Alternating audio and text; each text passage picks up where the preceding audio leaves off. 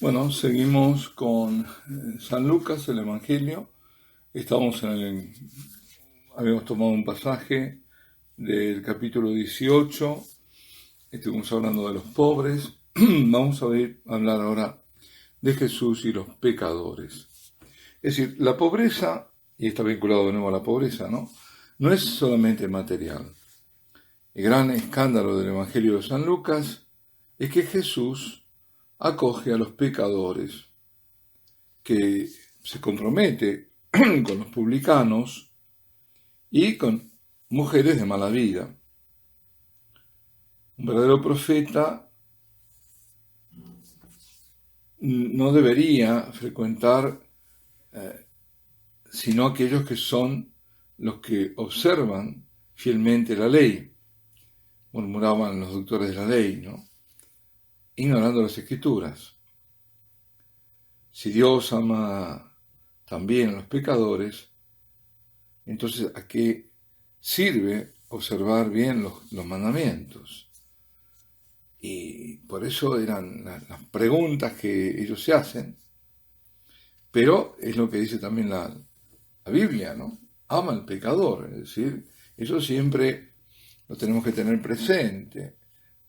Dios odia, abomina el pecado, Él es santo, su santidad no puede admitir el pecado, pero ama al pecador. Y Dios quiere que todos los hombres se salven. Estos doctores de la ley no pensaban más que en cumplir la ley, pero no por amor, sino por deber. Mientras tanto, Jesús, ¿qué es? Es el buen pastor. El buen pastor que va en búsqueda del rebaño perdido y de la oveja perdida. Dios es el Padre que espera a su Hijo pecador y lo recibe con alegría. La famosa parábola del Padre misericordioso, llamada comúnmente la del Hijo pródigo.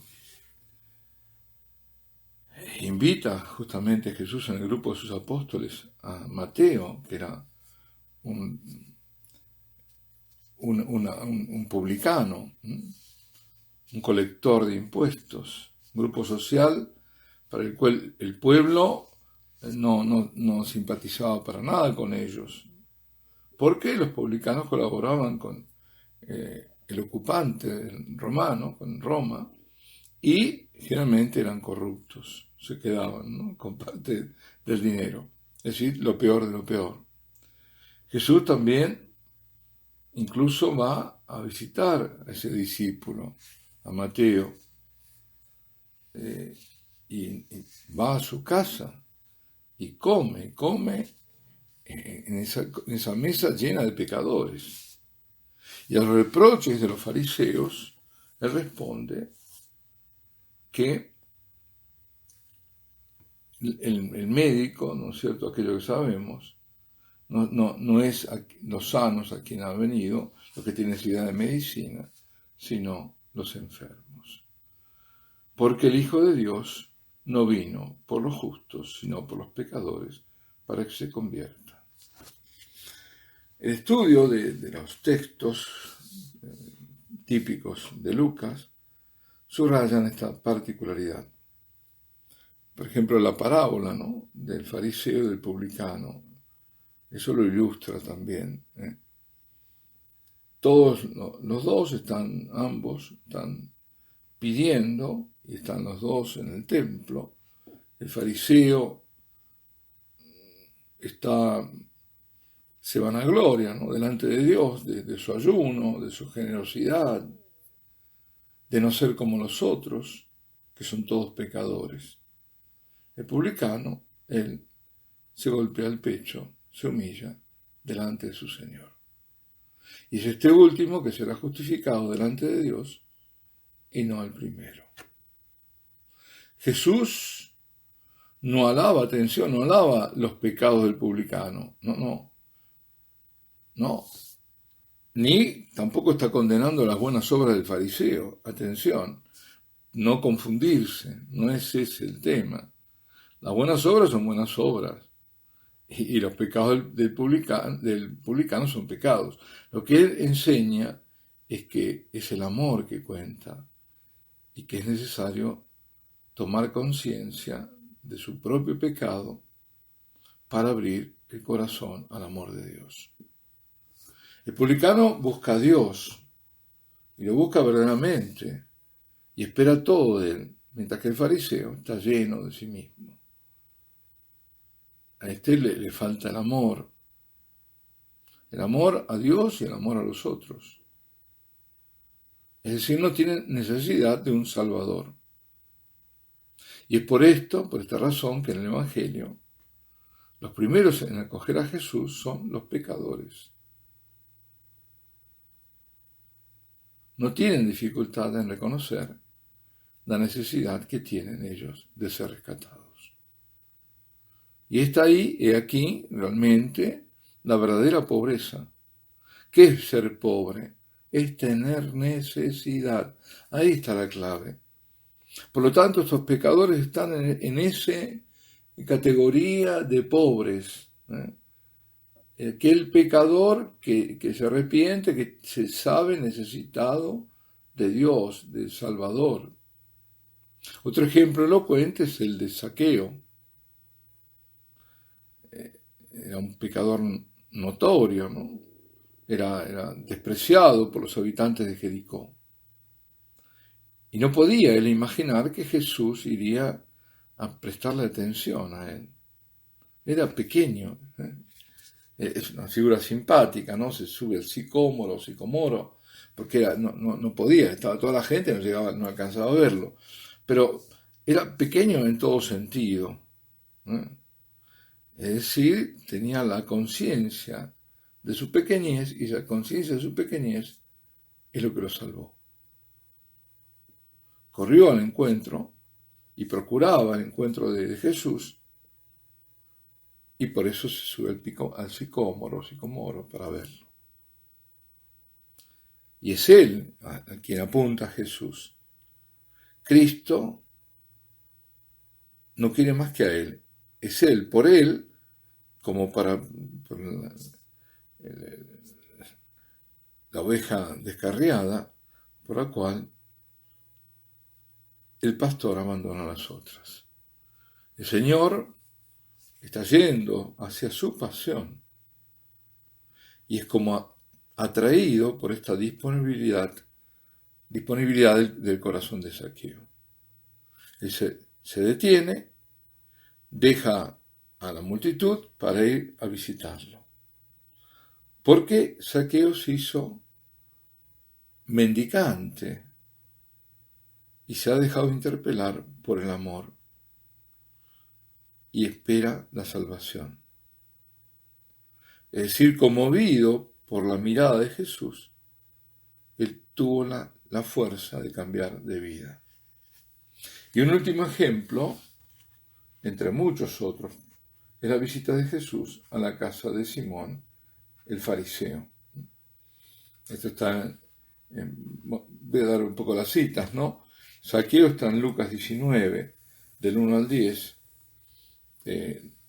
la visita de Jesús a la casa de Simón el fariseo está en el capítulo 7, del 36 al 50, los versículos. Pero todo esto lo estoy diciendo siempre de estos pecadores en el ámbito de la pobreza, de la pobreza, que no es simplemente una pobreza material, porque Zaqueo estaba lleno de dinero. En cambio vemos a en la casa de, ¿qué pasa en la casa de Simón el fariseo? Una pecadora hace irrupción. Unos dicen que era la Magdalena, ¿no? No está dicho quién es. Sí sabemos que hay una pecadora que irrumpe en esa comida entre hombres, en la comida de hombres, así que digamos, ¿no? Desde ese momento está con una falta gravísima, ¿no? Comida de hombres y una mujer, es una pecadora.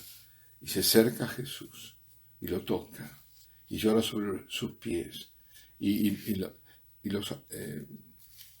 con sus cabellos los seca. Y Jesús no la rechaza, sino que al contrario, alaba su amor.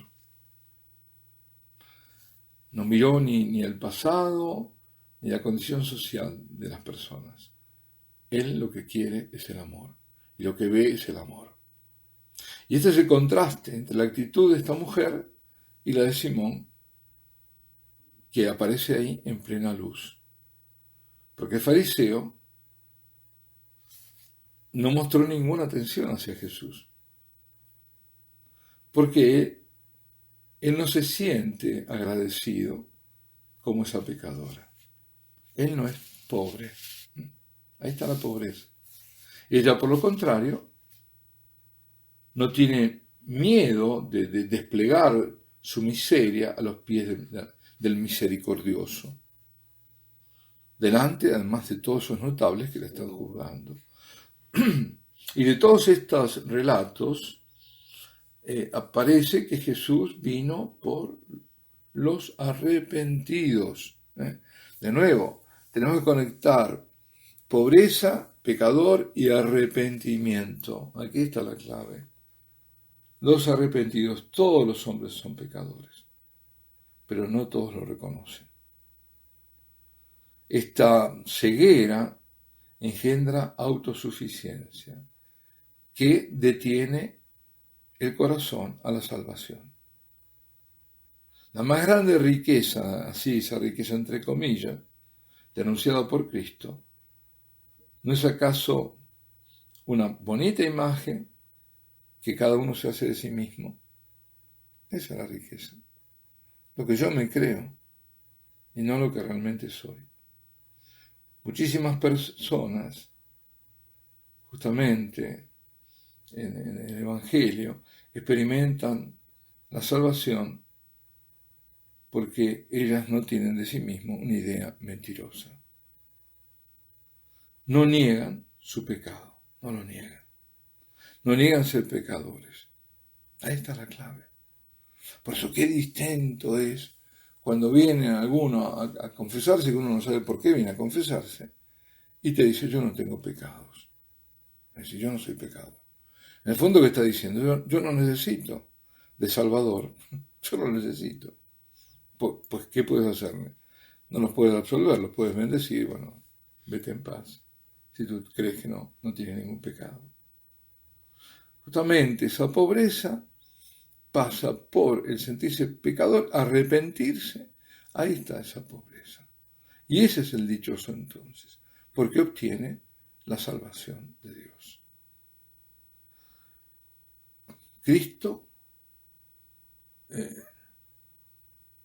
es el que se antepone esa vida desordenada y la pone de nuevo en orden.